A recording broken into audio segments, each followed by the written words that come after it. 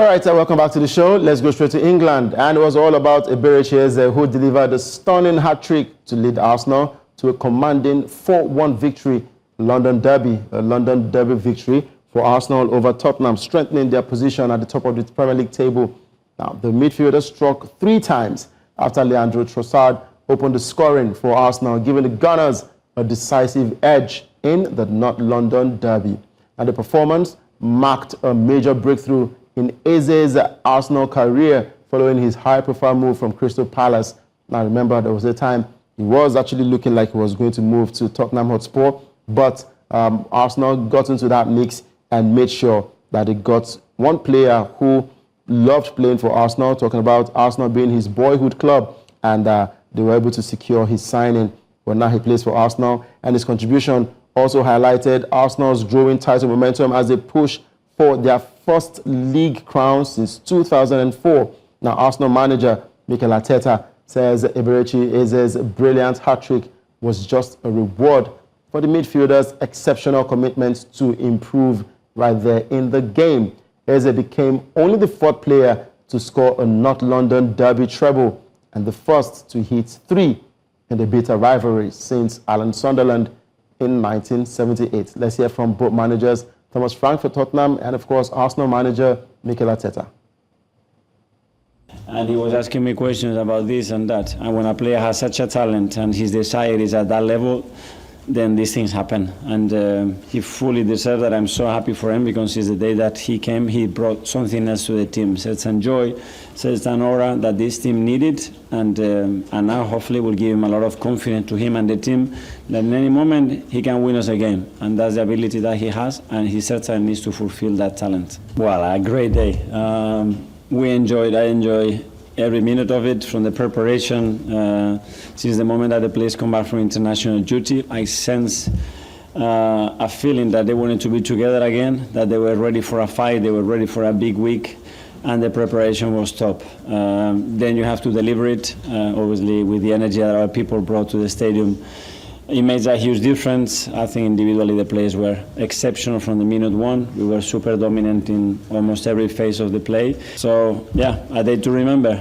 You don't win a derby 4-1 every time, and hopefully we made a lot of Arsenal supporters very proud and happy. This is of course hugely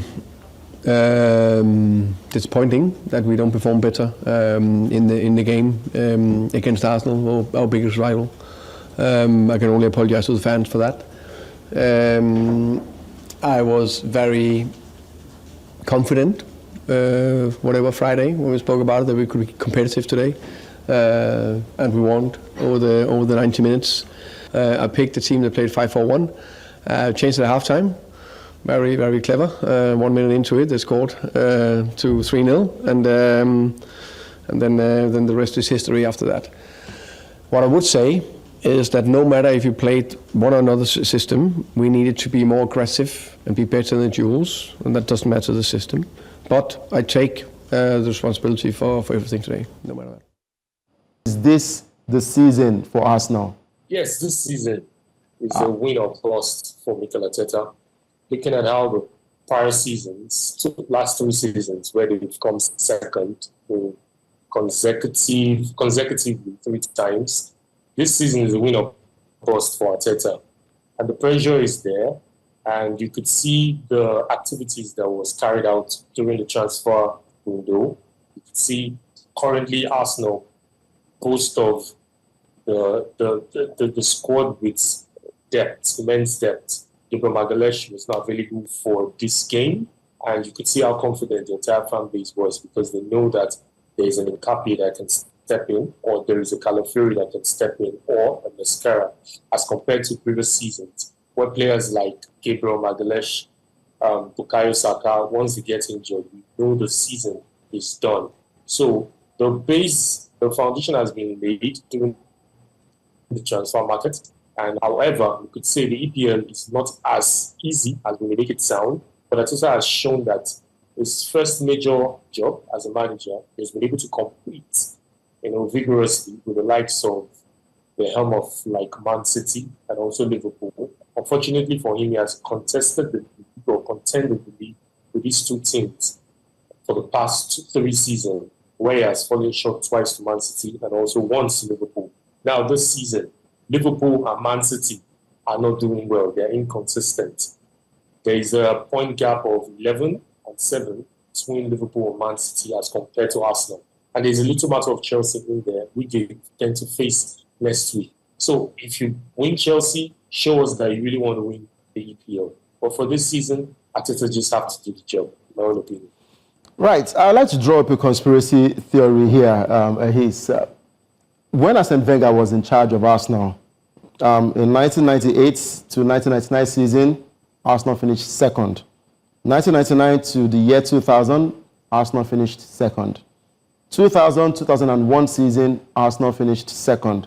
Now, 2001-2002 season, Arsenal won the league title under Arsene Wenger. Now, Mikel Arteta, it feels like the conspiracy theory seems to be working in favor of Mikel Arteta. 2022-2023 season, Arsenal finished second. 2023-2024 season, Arsenal finished second. 2024-2025 season, Arsenal finished second. Now, this is 2025-2026 season. There's a question mark there. And you have said this is a season for Mikel Arteta to win. Now, you might say that he has spent a lot of money in Arsenal standards to bring in the likes of Gyökeres, bringing in Eberechi Eze, Hincapi, who was on a free. There was Norgard as well coming into the club. Zubimendi coming in from the Spanish La Liga. Loads of experience. There's also Noni Madueke from Chelsea. Loads of experience into that team.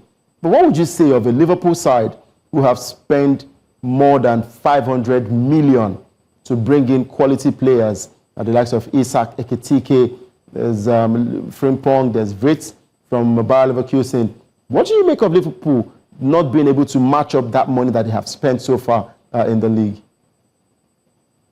Well, for Liverpool, as an Arsenal fan, may the rot continues. I pray so that we give Arsenal that freedom to be able to go and win the league. And, before the season, during the transfer window, Liverpool fans, they were all hysterical. And the signing of Isak was the final signing. And most of them were so boastful on the social media platform. The world is a global village now. On X, on YouTube, I follow most of this football platform. And you begin to hear that what we were hearing then was once they get the Isak signing done, that's on the back of the players that have signed, Gyökeres, Ekitike, Florian Wirtz, that once Isak gets his pen on paper for Liverpool, Liverpool is walking the league and they're winning. But unfortunately, things doesn't work that way. We could see, is it a systematic problem or is it a managerial problem? In the case of Liverpool, both. Liverpool, when Arne Slot took over, credit needs to be given where it's due. He's a defending champion. He won the EPL and scored for Liverpool last season. But we can all argue to say that the team he met was Klopp's team. And he used a bit of Klopp's system, a little bit of tweak here and there to be able to achieve what he needed to achieve, which he did last season. Now, this season, the players that have been brought in were majority of the players that he wanted. Now, for him to now make them work and ensure they get the result is another different ballgame. The first 5 games that he won, we all knew the cracks was there on the wall. He struggled, whereby they were scoring late minute winners and thereabout. But 7 games after the first 5 games, it's not been rosy. And for me, I wouldn't really want to pinpoint to say this is where the problem is after spending 500 million. Is it the manager or is it a systemic problem or is it the players? Because at times, players needed to be brought out into the open for scrutiny and also they should take responsibility to a certain degree. But for Liverpool's issue, I think they should sort their issue out, but I hope they don't sort it out until maybe game week 25 or game week 28. By then, possibly Arsenal will become champions. Talking about Arsenal becoming champions, let's take a look at some of the few players who Arsenal have been able to bring in. A lot of Arsenal fans have always complained about squad depth, and it used to be about certain players like Bukayo Saka. If it doesn't turn up, then Arsenal will either draw a game or lose a particular game. But now it's no longer about a certain player, it's no longer about Saka. It's now about a collective in the club. the inclusion of Eberechi Eze, Zubimendi, Gyökeres, Noni Madueke, and the likes, what do you think it has done to the club? Are they better players compared to what Arsenal had before now? And what happened to Trossard that he has found his form again? You know, the advantage of the, thank God Andrea Beta came our way, because there was a fraud, was a former legend in there, Edu, and we saw his tenure from 2019 up until 2025. He didn't really do much, and a few seasons ago, once Saka goes injured, when we on the bench, you see the likes of Nelson, you see the likes of Pablo Vieira, and we see the likes of Jorginho. Most of them have been Arsenal players that they have scored in this season. And you could hear what Arteta said in the week I was speaking before we started this conversation. He said he could get the sense of the players wanting to come back. And after the international break, the competition has increased. The squad now, yesterday there was a question about Victor Gyökeres, who is out injured. And there's still the matter of Kai Havertz, who is currently ongoing recovery process. There's also Gabriel Jesus. There's a Noni Madueke. Do you think Mikel Arteta will have a selection headache when all of these players return? That's Gabriel Magalhaes, who is celebrating Eberechi Eze's hat-trick, and of course Eberechi Eze getting to win the Man of the Match award. But do you think Arteta will have a selection headache when all of these players return? This is what we pray for. This is what we pray for, because ever since 2020, the years you mentioned, 2021, 2001 till 2005, I know the Arsenal squad was stacked in terms of the front line. You had a Kanu Wanko, you had Dennis Beckham, you had Henry, you had Wiltord. In the midfield, you had Vieira, you had Edu, you had Ripalo, you had Gilberto, and also in the defense, you had Koloture, you had Sol Campbell, we had Gael Clichy, we had Cole before he left to Chelsea. That team, that squad was packed. And did it give Arsene Wenger any headache? Yes, it did. And for an Arsenal fan, these are the days that I pray for, when our manager will have selection headache for when going into a match or when preparing for a match. But we could see recently, Arsenal is a team that faces low blocks. Teams come to the Emirates to set up I've seen different type of low blocks. The one Crystal Palace did when they came to the Emirates, that low block was another low block from this world. We saw yesterday when Spurs came in, Thomas Frank, he played with a 5 at the back, 5-4-1. And so games like this, when teams come to set up, it gives Arteta that avenue to be able to come up with different tactics in such a way to break the opposition setup. However, we couldn't do it against Sunderland, where we were leading 2-1, and we drew 2-2. The Sunderland equalizing at the late minute, rather.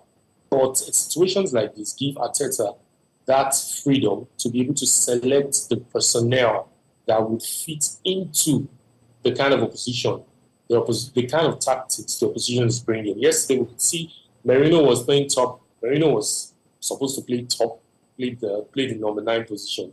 But we saw how fluid he was, the fluidity between him and Eze, and also with Trossard.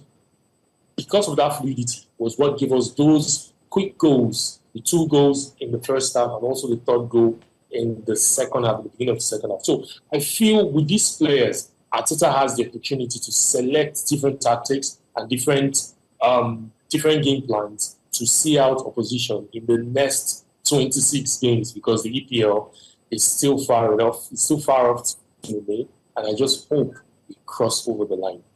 All right. Well, Arsenal's next set of games will be Bayern Munich in the Champions League and then Chelsea. Is it okay for these fixtures to come now? And how sure are you that they can get the results, mostly against Bayern and then maybe Chelsea? To be sincere, if we're a team that is gunning for the big airs, as in the big air trophies, the major trophies, we don't want the Champions League in our history, And the last time we won the EPL was in 2004. This is the kind of games that we want. You saw the atmosphere in the Emirates yesterday. It was a different kind of atmosphere that has never been felt at the Emirates. Even I was watching, I was watching on the TV. I felt it.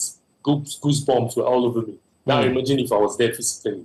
So these are the games we pray for. Big games, big nights in the Champions League. Chelsea coming up next. I wish we shut the mouth of Chelsea fans by thumping them. How I wish. Thump them silly. 5-0 is what I wish we could just give it to them again. Okay. But these are the kind of games we pray for. Because if you want to win the big competitions, if you want to win the major competitions, these are the type of games we should be looking out for. Bayern Munich will be a serious test.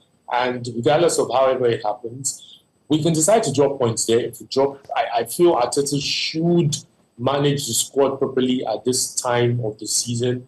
If we decide to get a draw against Bayern Munich, we're not doing bad in the Champions League at the moment. But I think all eyes should be on that game at Stamford Bridge against Chelsea, because that game is a serious game that we really need to pick 3 points on Sunday.